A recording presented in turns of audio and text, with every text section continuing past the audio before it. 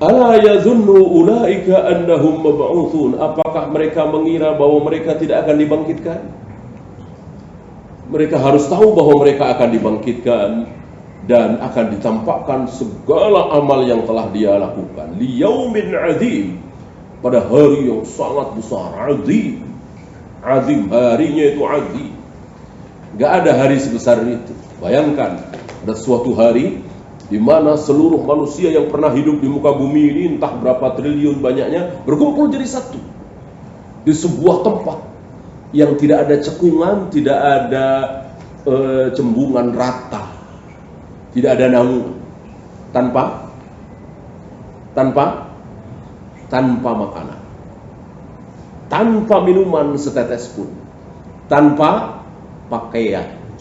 Tidak ada yang pakai sendal, alas kaki, dan dalam keadaan belum dikhitan, sama persis ketika dia baru lahir. Kayak apa itu? Ya. Maka disebutkan liyaumin azim, mu'azzim, hari itu. Gak ada hari sebesar hari itu. Hari apa? Pembantaian Yahudi oleh Hitler misalnya, kecil. Pembantaian kaum muslimin oleh Hulaguqa di Irak, sampai sungai Efrat dan Tigris menjadi merah darahnya kaum muslimin. Dari habis asar sampai maghrib lebih dari 800.000 kaum muslimin dibantai. Ya, kecil. Nggak ada kejadian yang sebesar kejadian di Yaumin Azim. Manusia berkumpul semuanya, tidak ada yang absen satupun. Tanpa makanan, tanpa minuman, tanpa naungan, tanpa alas kaki, dalam keadaan belum dikhitan, dan tanpa bicara, kecuali diizinkan oleh Allah. Kayak apa ini? Dan kita tidak tahu berapa lama. Nabi tidak menyebutkan berapa lama, entah berapa tahun, berapa abad.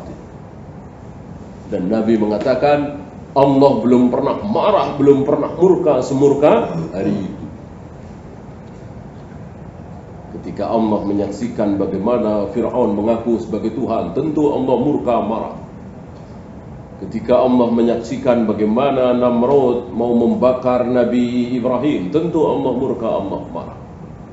Termasuk ketika Abu Jahal, Abu Lahab menghalang-halangi dakwah Nabi SAW, Allah murka, Allah marah. Tapi nggak ada apa-apanya dibanding marahnya, murkanya Allah hari itu. Buktinya, semarah-marahnya Allah di zaman Fir'aun itu, Fir'aun masih dikasih makan, minum. Orang-orang kafir, anak buah Fir'aun masih dikasih makan, minum. Begitu pula Namrud, Qarun, Abu Jahal, Abu Lahab masih dikasih makan, minum. Hari itu tidak ada. Hatta para nabi, para rasul. Para nabi, para rasul ikut lapar, ikut haus, ikut telanjang. Ya. Yang pertama kali diberi pakaian adalah Nabi Ibrahim alaihi salatu wassalam. Sebagai ganti, beliau terbuka pakaiannya ketika dibakar. Ketika beliau dibakar, yang tidak mempan adalah kulit beliau, kuku beliau, rambut beliau, tangan kaki beliau, wajah beliau, perut beliau. Tidak mempan api, tapi pakaian beliau mempan, terbakar. Maka Allah ganti dengan diberi pakaian pertama kali oleh Allah sebelum yang lain.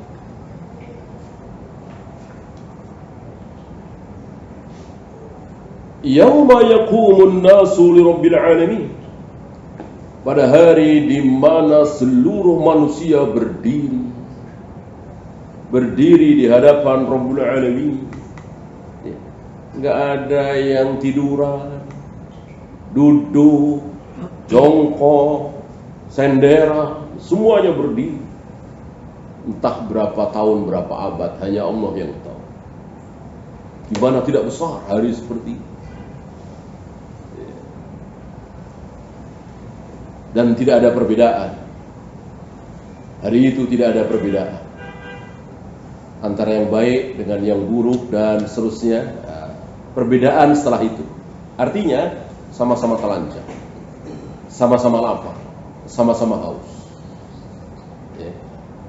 Perbedaannya setelah itu, misalnya ada 7 golongan manusia yang akan mendapatkan 7 golongan manusia mendapatkan naungan.